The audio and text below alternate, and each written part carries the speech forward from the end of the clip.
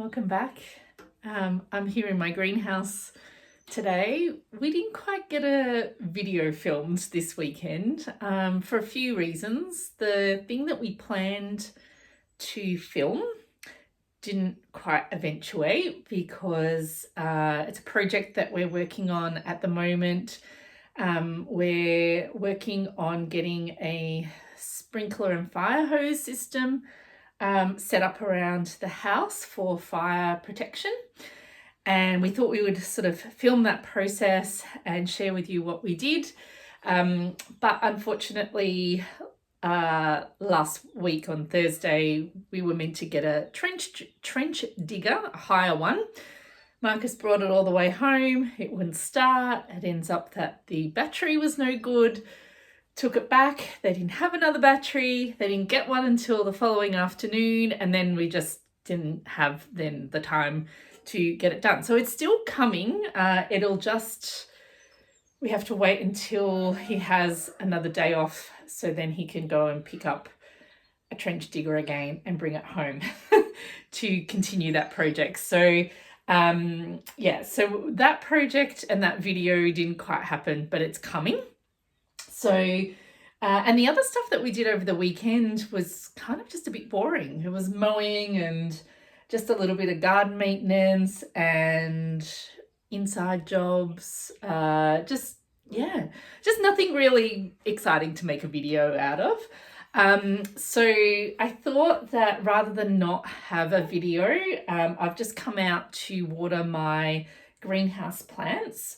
We actually had some rain last night, and it's still pretty cloudy now, and we've got more rain coming over the next couple of days, which we're very happy about because we need it. We need some more water in our tanks and in our dam and just to soak into the ground. So fingers crossed we do get some more of these next couple of days.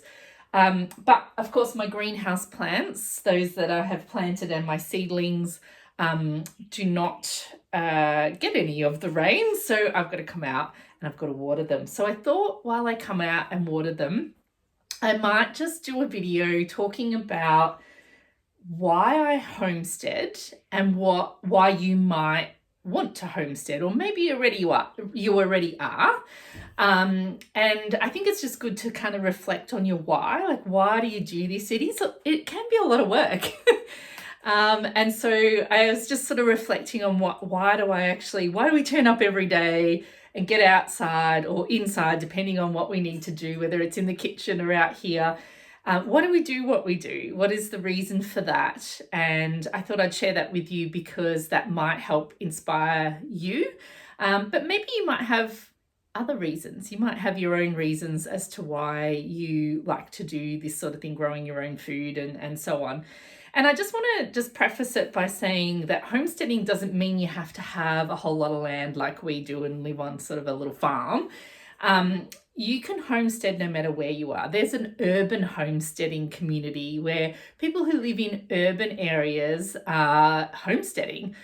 So homesteading can mean lots of different things, and the skills that you learn you can do in different ways. It doesn't have to be large scale.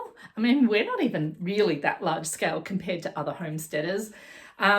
You don't have to have a huge vegetable garden to be able to grow your own food. You can grow them in pots. Maybe you don't grow food at all. Maybe you go and you buy your fruit and veg, maybe locally if you can, from a farmer's market, and you learn to cook and preserve that. Maybe you're learning to bake bread. Maybe you're learning to mend and sew and knit and do those sorts of things. So it's really, you can homestead wherever you are. And I guess the reasons why we do what we do and how we do it vary. So I'm just going to share with you as I go along and water my garden here in the greenhouse as to why I homestead. Like, what is it that makes me do this? So I think number one for me is that I enjoy this lifestyle. I like getting outdoors. I love being close to the natural world, to the trees, to the animals, to the birds. all of those sorts of things. And where we live right now, I mean, we haven't always lived here, but I think for me, it's been more motivating since I've moved to where we are, because I just feel so part of the land that I'm on. And so I guess, that's kind of motivating to me. I just like the lifestyle. I like being able to get outdoors, get my hands dirty. I love getting in the kitchen. I love creating beautiful food. And I guess in some ways some people might call it a bit more of a simple lifestyle. Certainly not an easy one, because it is a lot of hard work. But it is more simple. I sort of try to bring it back to the basics of feeding ourselves, and having time for rest, and having time for things that I enjoy. And that's the kind of lifestyle that I enjoy. I also like to be connected to like the cycles of the weather and the seasons, and particularly with gardening, but also with cooking and preserving and so on, that like those cycles, those seasonal cycles kind of come into how you live your life. Our spring is very different to our winter. Our summer is very different to autumn. All those seasons are the way we live our life, and what we do changes. And I like being connected to those cycles, and doing things differently as the seasons change, and being connected to things like the weather, the rainfall, the moon cycles, the sun, all of those sorts of things. So I think that's the kind of lifestyle that I really like, and I feel very connected to the place where I live. The second thing, or the second reason, is about building resilience. I think particularly when we think about food, in particular, but it's not just food. For us, we also live off grid. So we have our own, we create our own energy, our own electricity with solar, and store it in batteries. We process our grey and black water and waste here on the property, and we collect rainwater for our water. We're not connected to those regular services. So that's part of it, but I think the main thing is also the resilience of growing my own food and having stocks of preserves, which I'm not fantastic at yet. I'm slowly trying to get better at. But I guess our food system is very vulnerable because it's so decentralized. It's not local, and the food that we buy, particularly fresh food, produce and so on, it travels so far to then get to the supermarket or wherever it is that you are buying it from. And there's a lot of things that can go wrong in that process. And we've seen things like that happen where there's been storms or cyclones, and then there's no bananas available, for example, or very limited bananas, and then the price goes up. But they're like very isolated things. But there's examples of where things can go wrong. And if we have, droughts and floods and storms and all those other things that can then affect the distribution of that food, but also the growing of that food, then it means that we don't have access to that. I just heard that in South Australia, because of the drought, there may be a potato shortage.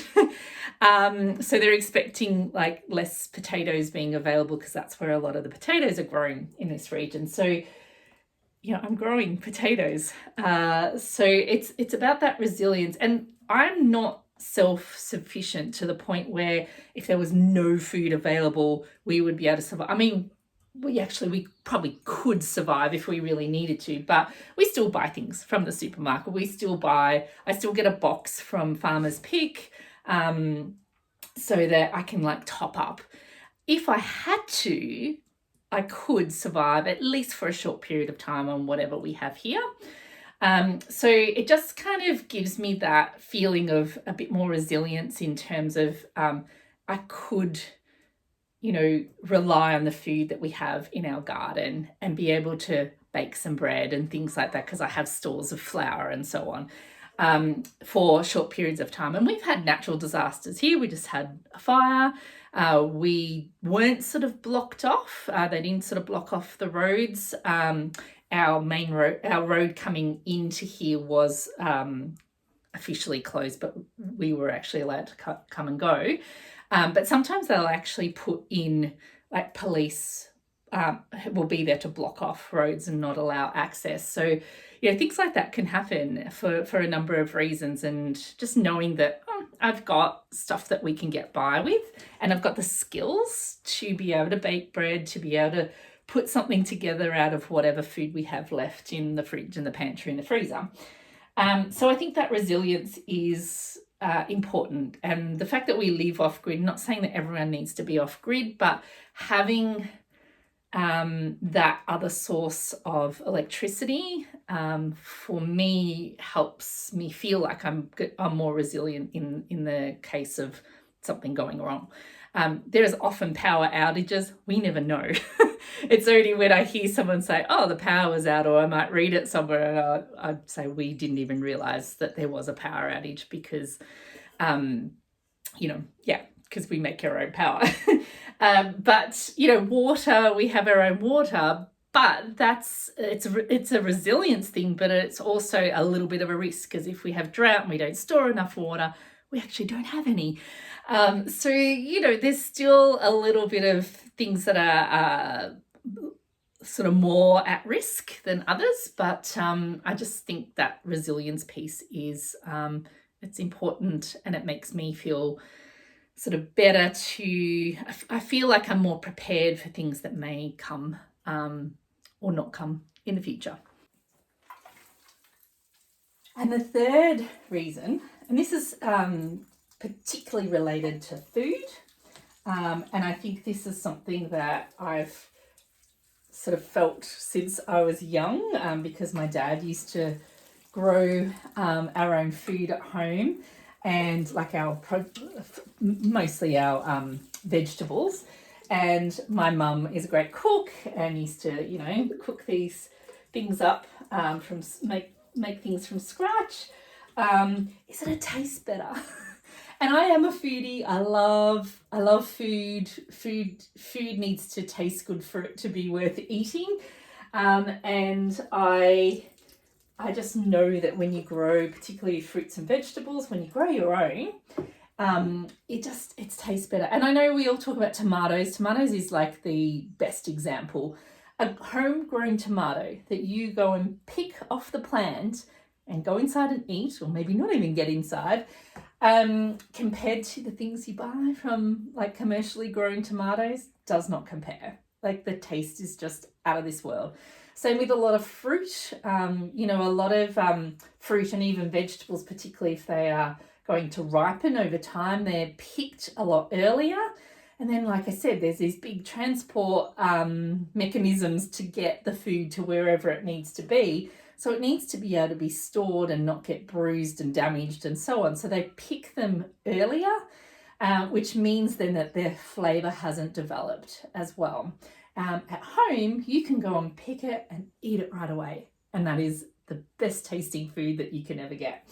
I think the other thing is that the breeds or the types of plants or vegetables and fruit that are grown commercially are very narrow. There's not a lot of variety, and they tend to choose varieties that store well, that travel well, those sorts of things, rather than for flavour. And that's why I love to grow my own, because I can choose varieties that are better for flavour. They taste better. So they're more those heirloom varieties that used to be grown locally, and they were grown for their taste and they were bred for their taste, rather than for storage and transport. So I think, you've got more variety in terms of flavour as well. You can choose varieties that have different flavours, and they just, a lot of those heirloom varieties are so much nicer than the commercially grown stuff. So for me, good tasting food is very important. And that is one of my motivations to be doing this, even though it can be a lot of work. And the last reason that I like this sort of lifestyle is that it helps me to look after our planet. It helps me to look after the earth that we live on, helps me to tread more gently. If we talk about food as I was before, rather than having food traveling, all those food miles, I just walk out to my garden and pick it and take it back inside.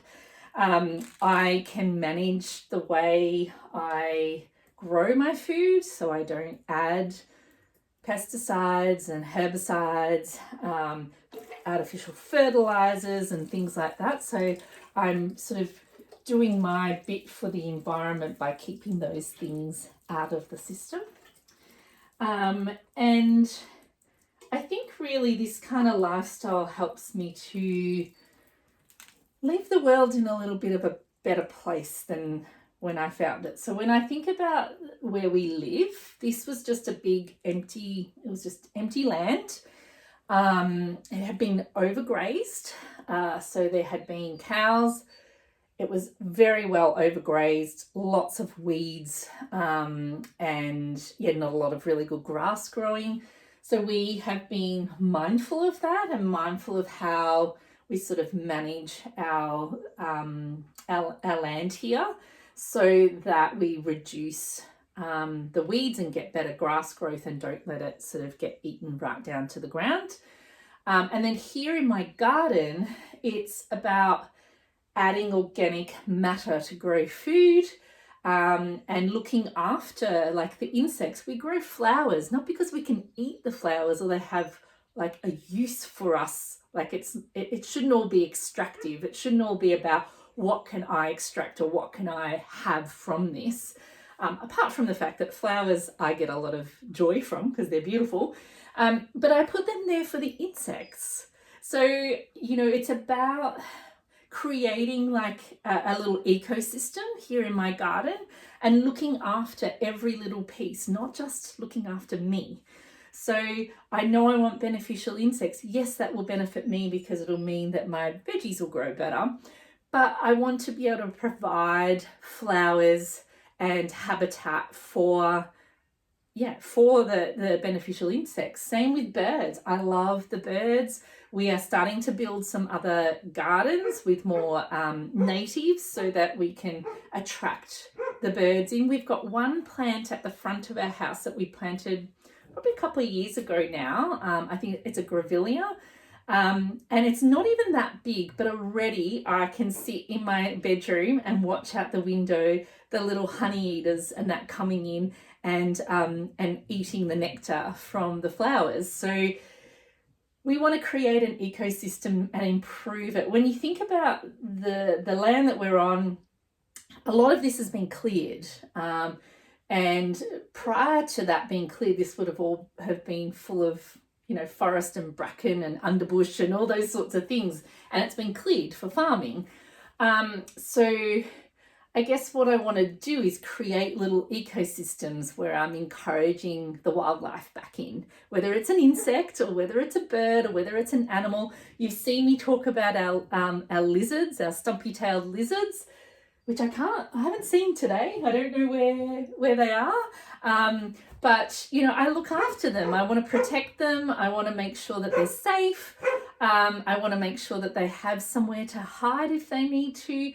So for me, it's all about giving back to the land and giving back to the earth and trying to do my best to keep, my impact more positive rather than negative, if that makes sense. And I think Homestead allows me to do that with the way we manage the land, with the way that we grow food, cooking from scratch, reducing waste, and also just being mindful of what I'm buying, just being careful about, do I really need that or do I just want that? And trying to reduce my influence from like capitalism and consumerism and things like that. So I think it's a whole mindset for me, and I think this is where I've sort of slowly ended up here because of my love of nature and of the environment and wanting to protect what we have. And for me, that means that sort of led me into homesteading more, because I felt like I could do that. I could make a positive impact on the earth, even if it's just my little patch where I live. And I know there's a whole big world out there, but I feel like if I can do what I can control, if I can look after all of the animals, insects, birds, and the land in which we live, then I'm sort of doing my part. So that's probably one of the reasons that has really sort of drawn me into this kind of lifestyle. It's sort of come from a love of the environment and a love of nature and looking after what it is that we have. So that's probably my final reason. There may be more, but they're the kind of ones that I could really sort of think of.